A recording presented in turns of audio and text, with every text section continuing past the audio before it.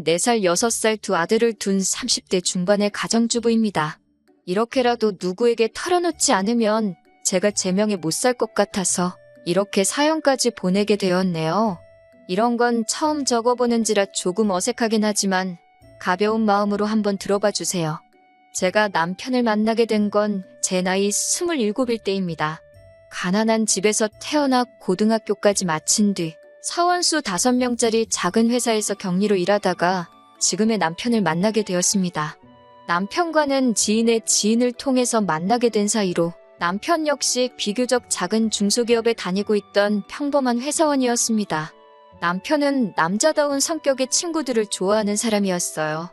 무엇보다 당시에 저는 결혼할 나이가 되었다는 것 말고는 정말 어디 아무것도 가진 게 없었음에도 불구하고 남편이 그런 조건들은 따지지 않고 딱 저라는 사람 하나만 보고 결혼 뒤에도 조건을 따지지 않아서 고마운 마음까지 들더라고요.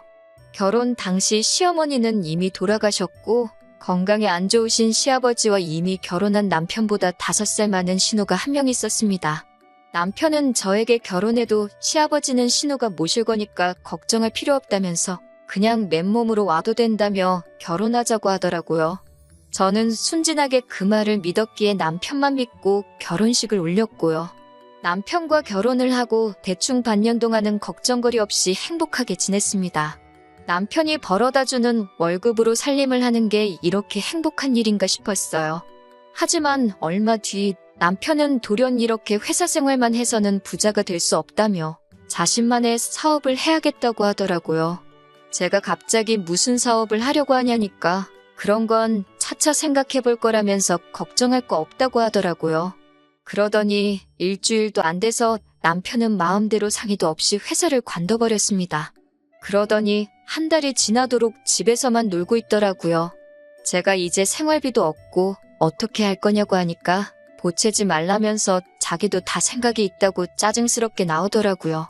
솔직히 그때 결혼한 게 처음으로 후회되었고 늦기 전에 헤어져야 하는 거 아닌가 싶었습니다.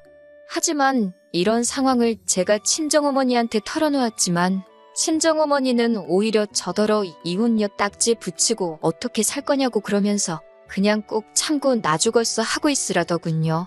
제가 기댈 곳은 하나도 없었습니다. 게다가 그러는 와중에도 몸이 자꾸 처지고 힘들어서 병원을 찾았더니 제가 임신 3개월 차라는 소식을 전해 듣게 되었습니다. 그러니 이제는 어떻게든 남편이 마음을 고쳐먹고 돈을 벌어오게 하고 가정을 지켜야겠다는 생각이 들었습니다.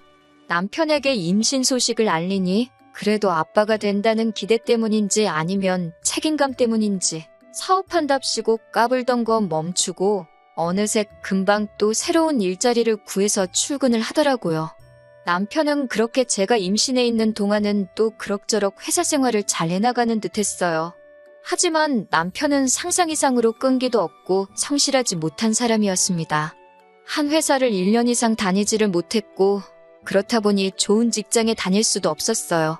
새로 다니게 된 직장도 전 직장하고 비교했을 때 벌 이상 큰 차이도 없고 엄밀히 말하면 결혼 막 했을 당시에 다니던 회사와 비교했을 때 오히려 더 적은 편이었는데 하지만 주변 사람들한테 으스대길 좋아해서 주머니에는 늘 돈이 있어야 하는 사람이었습니다.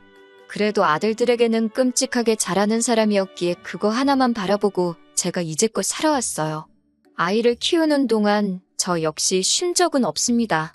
짬짬이 집에서 할 수 있는 부업을 찾아서 하고 주말에는 남편에게 아이들을 맡기고 근처 모텔에 가서 청소도 하고 그러면서 살아왔습니다. 다들 대학 졸업장 하나는 있는 이 사회에서 상고 졸업장밖에 없고 아이까지 달려있으니 갈 수 있는 곳이 없었거든요. 이렇게 힘든 세월을 견뎌오면서도 이혼은 하지 않았던 제가 남편과 이혼을 결심하게 된 건 얼마 전 돌아가신 시아버지 때문입니다. 결혼 당시 앞서 말씀드렸던 것처럼 시아버지는 원래 신우가 모시기로 되어 있었어요. 그런데 신우는 불현듯 아이들 조기 교육을 위해 호주로 떠나게 되었다면서 저희에게 시아버지를 모시라고 하더라고요. 한 달에 200 남짓하게 벌어오는 남편의 갓돌진한 아이까지 있는 저에게는 가혹한 현실이었습니다.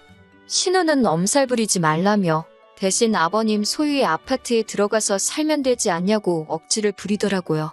시아버지에게는 서울에 20평 남짓한 오래된 아파트 한 채가 있었는데 거기서 다 같이 살라고요. 그러더니 신우는 막무가내로 시아버지만 그 아파트에 모셔놓고 호련히 호주로 떠나버렸어요. 아무리 자식이 중요해도 그렇지 어떻게 자기 아버지를 버리다시피 하고 떠날 수가 있는지 저로서는 도저히 이해할 수가 없었습니다. 저도 부모 복은 없는 여자이지만 그래도 저를 세상에 있게 해주신 분들이라 항상 감사하고 죄송한 마음뿐인데 말이지요.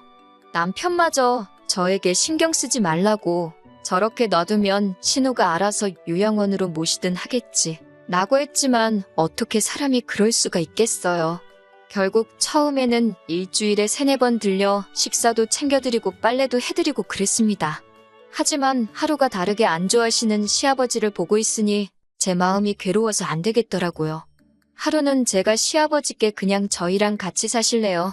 아버님 하고 여쭈니 시아버지가 어린 아이처럼 눈물을 보이시며 그래도 되겠냐며 미안하다고 그러시더군요. 저는 신우에게 연락을 하여 이러한 연유로 내가 시아버지를 모시고 살기로 했다고 하니 잘 생각했다며 며느리도 자식인데 자식돌이는 해야 하지 않겠냐고 하더군요. 그러면서 자기도 먹고 살기가 빠듯하니까 한 달에 20만 원 정도를 보내줄 테니 그걸로 반찬값이라도 보태 쓰라고 하더군요.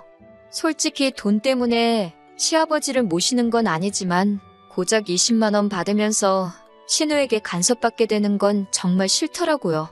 저는 그런 돈은 안 보내셔도 되니까 시아버지께 연락이나 자주 드리라고 했어요. 아무리 제가 잘해드려도 며느리가 딸보단 나을 수는 없을 테니까요. 그렇게 시아버지를 5년 넘게 모셨습니다. 사실 저는 친정부모님의 사랑을 많이 받고 자라지는 못했습니다. 친정어머니는 제가 초등학생 때 친정아버지와 재혼을 하신 분이었기 때문에 정확히는 저의 친어머니는 아니시거든요. 저를 미워하지도 구박하지도 않으셨지만 그렇다고 저를 자식으로 사랑해 주시지도 않으셨습니다. 저와 친정어머니의 사이에서 친정아버지는 아무런 역할도 해주지 않으셨고요. 하지만 시아버지는 저에게 참 다정하신 분이셨습니다. 신우가 시아버지에게 이따금씩 용돈을 보내면 아버님은 그걸 몰래 꼭 가지고 계시다가 저에게 얼마 찔러 넣어주시며 티셔츠라도 사 입어라, 커피라도 사 마셔라 하면서 주셨어요. 이따금씩 저에게 앉아서 좀 쉬라며 대신 설거지를 해주시도 하셨습니다. 친구분들과 약주라도 하고 오시는 날이면 꼭 우리 며느리 먹으라며 간식거리를 사들고 오시는 분이셨어요. 그러는 동안 남편은 직장이 4번도 넘게 바뀌었고 적은 금액이었지만 사기를 당하기도 했습니다. 솔직히 아이와 시아버지만 아니었다면 당장이라도 이 집구석을 나가고 싶다 생각한 게 하루 이틀이 아니었네요. 그러다 작년에 저는 충격적인 사실을 알게 되었습니다. 남편이 사업을 한답시고 주변 사람들한테 저 몰래 돈을 빌리고 다녔더라고요.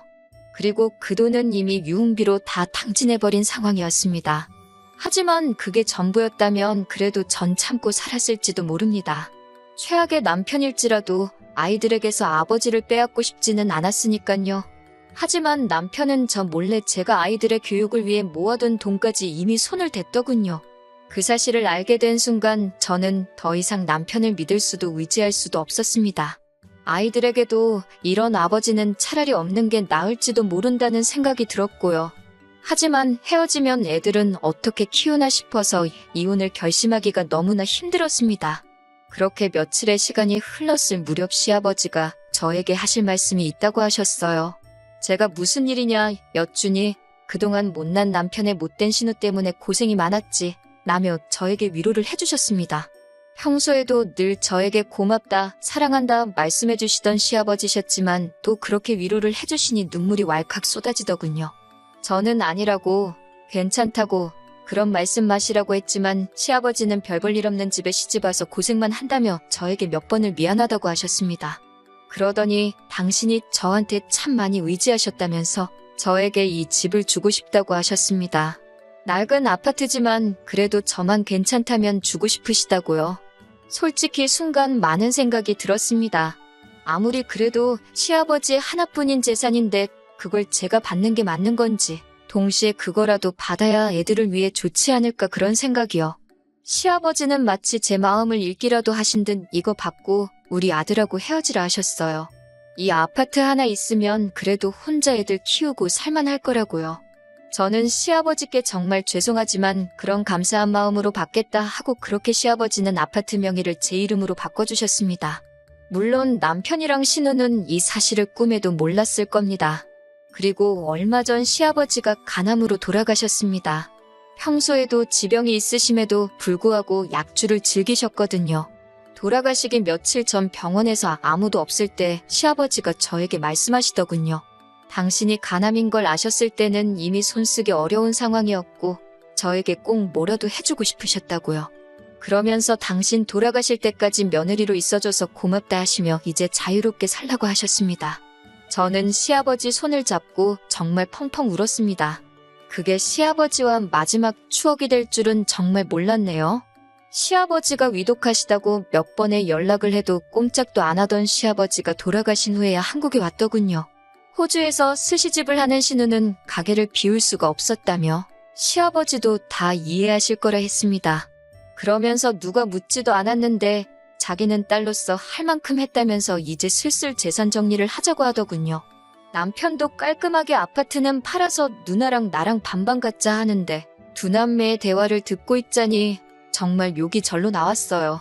돌아가신 시아버지가 이런 이야기를 들으면 얼마나 슬프실까 싶었기에 저는 적당히들 좀 하라고 처음으로 크게 소리를 쳤습니다. 그러자 신우가 저더러 아니 돌아가신 건 우리 아버지인데 왜 남이 난리냐며 피 한 방울도 안 섞였으면서 오버 좀 하지 말라고 하더군요. 저는 이런 인간들과 더 이상 가족으로 살 이유가 없다는 걸 뼈저리게 깨닫게 되었기에 오랫동안 서랍 속에서 간직했던 합의 이혼서를 남편에게 주었습니다.